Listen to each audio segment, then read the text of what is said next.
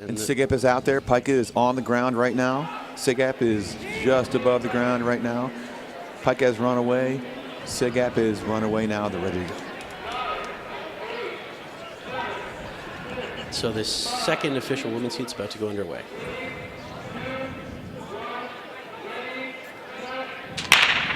And we are off in the second to last or second to first women's final heat this morning. It's PiKA versus SigEp A, and it looks like PiKA's already taking a little bit of a lead, but it's only half a buggy length at this point in the course.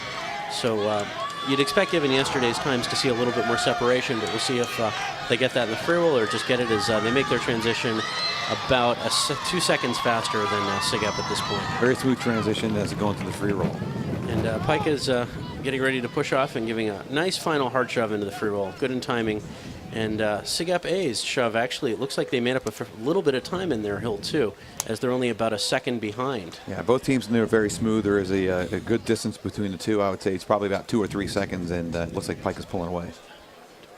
Yep, and we are up to about a 2.5 second split time difference. Coming up to the stop sign, I think the best stop sign times yesterday were in the 58, 59 second range for STC. So we'll see. It looks like PiKA is getting to the stop sign at about 1:01. Yeah, pretty much straight about a minute, yeah. And all right, PiKA at the upper transition flag, running nicely. Followed very closely by SigEp. Not really gaining ground, but holding position. PiKA taking the shoot flag. SigEp taking the shoot flag. Both buggies turning smoothly. SigEp a little wider, a little later turn, but pulling it in tight to the bales. Nice roll. And picking it up for PiKA's A is Whitney Ladzik. Nice pickup. Very well timed, a tap and run technique. How high was that mark? That was probably about 7 windows. Looked pretty good for a women's team, huh? Yes, indeed. A little bit of confusion with the pushers right as the buggies approach, but I don't think anyone got in anybody's way.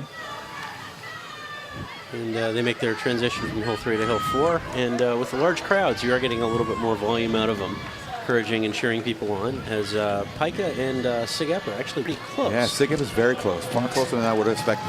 SigEp getting that pump from being running with a fast buggy.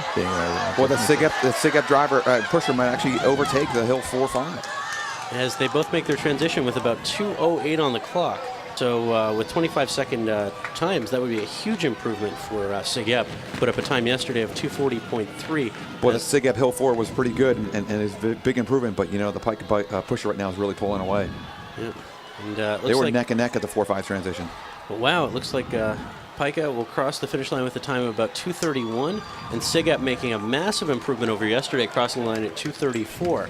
So SigEp shaving about 6 seconds off their time. PiKA shaving about 2 seconds off their time from yesterday. Yeah. So we do have a fast course, and if you're seeing teams shave 2 seconds off their time, I think that does open up the window for potential record times going up in a sec, and SDC potentially even blowing away their record time from yesterday. Yeah, and there's a big crowd up here at the hills, and I know y'all can hear me. Please back away from the buggies. I know they're cool, and you want to lick them and things, but let them go and get on their safety test. But it was a really nice race. Mark, how was that roll looking? Both buggies looked like they had nice rolls. Shoot turns were without incident, and the rollout, particularly for the PiKA buggy, was very strong. Would you have coached them any differently for what they did? No, I would have had the SigEp buggy turn in just a little tighter early, but her line was sort of on a different line. She ended up very tight to the bales anyway, so she really didn't waste much road. Did she hit her flag, or did she just follow the PiKA buggy? No, she had enough gap that she hit her flag. There definitely was a flag for each. And it looked like PiKA just successfully completed their drop test. So if the time stands, that's a 2-second improvement over yesterday, and it's going to put a little bit of pressure on SDC. Yeah, but you know, if you think about PiKA dropping 3 seconds off of their time from yesterday, and now you look at SDC, could they drop off a couple seconds off of theirs? I mean, you're thinking about a 2:23 women's time potential. That's just crazy. 10 years ago, I don't think that would be enough for a trophy for men's on a really bad race. It's crazy. You could put your best buggy up there right now for most teams, and most men's teams, most of them couldn't beat that. So for the guys in the chute that can't see the leaderboard, it's PiKA A right now with a 2:31.17. Spirit A is in second place currently with 2:34.63. SigEp A is 2:35.89. SigNu A 2:40.4, which is a new SigNu A record. Congratulations. Fringe A with a 2:46.20.